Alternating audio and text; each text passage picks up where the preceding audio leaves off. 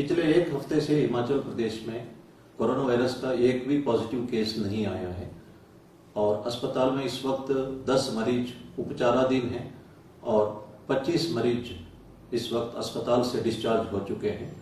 यहाँ पे स्थिति संतोषजनक है, लेकिन देश में केसेस बढ़ रहे हैं और 11.3 दिन में केसेस डबल हो रहे हैं।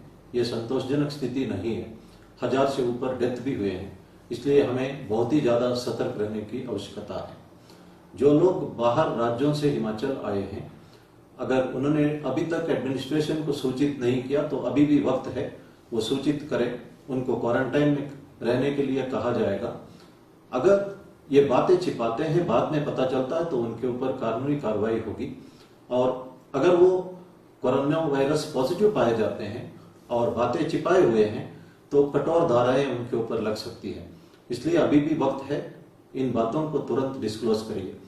और आपके अड़ोस पड़ोस में अगर कोई व्यक्ति बाहर राज्यों से आया है और ये बात एडमिनिस्ट्रेशन को पता नहीं है तो आप सूचित करिए और हम उनको क्वारंटाइन में रहने के लिए कहेंगे। कुछ लोग क्वारंटाइन जंप कर रहे हैं, ये सही नहीं है। Health and family welfare ministry के गाइडलाइंस के मुताबिक जो क्वारंटाइन में है वे अगर अकेले कमरा और उसके साथ अटैच्ड टॉयलेट्स है तो वहां रहना चाहिए। घर में सीनियर सिटीजन से दूरी बनाए रखना चाहिए, सोशल डिस्टेंसिंग मेंटेन करना चाहिए, अपना बर्तन आदि सेपरेटली यूज करना चाहिए और घर के अंदर मास्क पहनना चाहिए। इन आदेशों का सभी लोग बाहर से आए वे पालना करें। परवाणु में एक व्यक्ति इंस्टीट्यूशनल क्वारंटाइन से 5 बेडशीट बांध के बाहर निकला हुआ है, उसके ऊपर कानूनी कार्रवाई की जाएगी। पाउंटा साहिब में एक गैंग फेक कर्फ्यू पासेस बना रहे थे और वे एसडीएम का सील भी बनाए हुए थे। मंडी में एक व्यक्ति अस्पताल में थूकने पर डॉक्टर के कंप्लेंट पर उसके ऊपर कार्रवाई की गई है।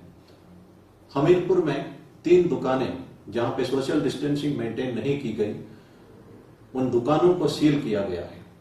ये बहुत ही अफसोस की बात है कि कुछ लोग अभी भी लॉकडाउन का मकसद ही नहीं समझ पा रहे हैं। बाहर राज्यों से जो भी हिमाचल आना चाहते हैं, जिस जिला में जाना चाहते हैं उसी जिला का परमिट ई पास लेना चाहिए और एक जिले का ई पास लेके दूसरे जिले में जाने से इंफॉर्मेशन छिप सकती है। ये सही तरीका नहीं है।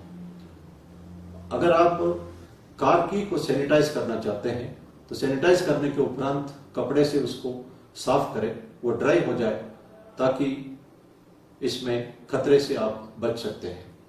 आपके पास अगर कोई फेक न्यूज है, न्यूज आइटम है या डिजिटल न्यूज है, आप हिमाचल प्रदेश का वेब पोर्टल fakenews.hp.gov.in यहाँ पे भेज सकते हैं और ये फेक पाने पर सरकार अपने वेब पोर्टल में सही स्थिति दर्शाएंगे। इसी तरह अगर आप 9816323469 नंबर पर फोन करके भी फेक न्यूज के बारे में सूचित कर सकते हैं, उचित कार्रवाई की जाएगी। ऑनलाइन हैकर्स ट्यूटोरियल नाम से लोगों से पैसा कलेक्ट किया जा रहा है। कई लोगों ने पैसा खो लिया है। इस पर सतर्क रहे और पुलिस इस पे उचित कार्रवाई करेगी। स्कैमस्टर्स जो है WHO के नाम पे रॉन्ग एडवाइस देते हैं और डोनेशन भी कलेक्ट कर रहे हैं, इस पर भी सतर्क रहने की आवश्यकता है। गूगल डूडल वेब पोर्टल से बच्चे गेम्स खेल सकते हैं, ये खतरनाक गेम्स नहीं है। WHO चिल्ड्रन स्टोरीज यंगस्टर्स को और बच्चों को कोविड-19 से फाइट करने के बारे में सहायता मिल सकती है, इसका आप उपयोग कर सकते हैं। हमारे स्वतंत्र सेनानी कई बार जेल जा चुके हैं। हर बार उन्हें जब जेल की सजा सुनाई जाती थी तो वे इस आशा से जेल की सजा काटते थे कि भारत आजाद होगा। महात्मा गांधी जी एक कर्मयोगी थे। वे हमेशा देश को स्वावलंबी होने पर जोर देते थे। जब उनकी डेथ हो रही थी, उन्होंने ये कहा था कि हे राम राम। भगवत गीता में कहा है कि कोई भी आखिरी सांस में भगवान को याद करता है, वो भगवान में लीन होता है। और गांधी जी में ये बात हम देख सकते हैं।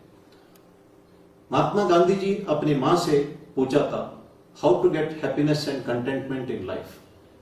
माता ने कहा था कि if you save one life and wipe out the sufferings of a few, you get complete satisfaction in life. अगर आप एक आदमी का जान बचाओगे और कुछ लोगों का कष्ट दूर करोगे, आपको पूर्ण संतुष्टि लाइफ में मिलेगी। माता ने सत्य बोलने के बारे में भी, ईगो नीचे रखने के बारे में भी सलाह दी थी। महात्मा गांधी ने फास्टिंग के बारे में अपनी मां से ही सीखा था। महात्मा गांधी जी जब साबरमती रिवर के दूसरे तट पर एक औरत के पास कपड़ा नहीं था तो अपना कपड़ा निकाल के दिया था। उसके बाद उन्होंने सोचा कि जब तक आम आदमी के पास कपड़ा नहीं है तो मैं भी कपड़ा ज्यादा नहीं पहनूंगा। वे राउंड टेबल कॉन्फ्रेंस में भी सिर्फ एक ही कपड़ा लपेट के गए हुए थे। उन्होंने इंग्लैंड में बैरिस्टर की पढ़ाई की थी। वे भारत को सही मायने में रिप्रेजेंट करने का धैर्य उनमें था। माता ने कहा था ईगो को नीचे रखना। एक बार महात्मा गांधी जी पोरबंदर जा रहे थे ट्रेन पर। उस वक्त एक आदमी पूरी रात बर्थ को कब्जा किया था और गांधी जी एक साइड में बैठना पड़ा और उनको धक्का देख के पैर से नीचे भी गिराया था। लेकिन पोरबंदर पहुंचते ही हजारों लोग गांधी जी के स्वागत में खड़े थे। ये व्यक्ति उस महान व्यक्ति का दर्शन करने के लिए जा रहा था जिनका नाम महात्मा गांधी है। उन्होंने महात्मा गांधी जी का पैर पकड़ा, माफी मांगी। महात्मा गांधी ने कहा है कि मैंने तो आपको बहुत पहले ही माफ किया था, आप इस तरह की हरकतें दोबारा मत किया करें। मैंने कहा था कि नेल्सन मंडेला दोबारा राष्ट्रपति बनने से मना किया था, लेकिन महात्मा गांधी जी किसी भी पद को स्वीकार ही नहीं किया था। जब भारत आजाद हो रहा था वो पश्चिम बंगाल में हिंदू और मुस्लिम का भेदभाव को दूर करने में लगे हुए थे। उन दिनों में लोगों में एक सेल्फलेस सैक्रिफाइस का एटीट्यूड था। महात्मा गांधी जी को औरतों ने जेवरात निकाल के देते थे। सर्च इन सीक्रेट इंडिया किताब में पॉल ब्रंटन ने इस तरह का कई सेल्फलेस सैक्रिफाइस के बारे में जिक्र किया था। आचार्य विनोबा भावे जब भूदान मूवमेंट के निकले, लोगों ने एकर्स ऑफ लैंड डोनेट किया था फॉर रीडिस्ट्रीब्यूशन अमंग अदर्स। लेकिन ये सेल्फलेस सैक्रिफाइस का एटीट्यूड कम होते जा रहा है, वो ना के बराबर रहा है। ये हालात में हमें दोबारा ये एटीट्यूड, ये क्वालिटी डेवलप करना है। भगवान श्री सत्य साई बाबा कहते हैं कि love is selflessness and self is lovelessness.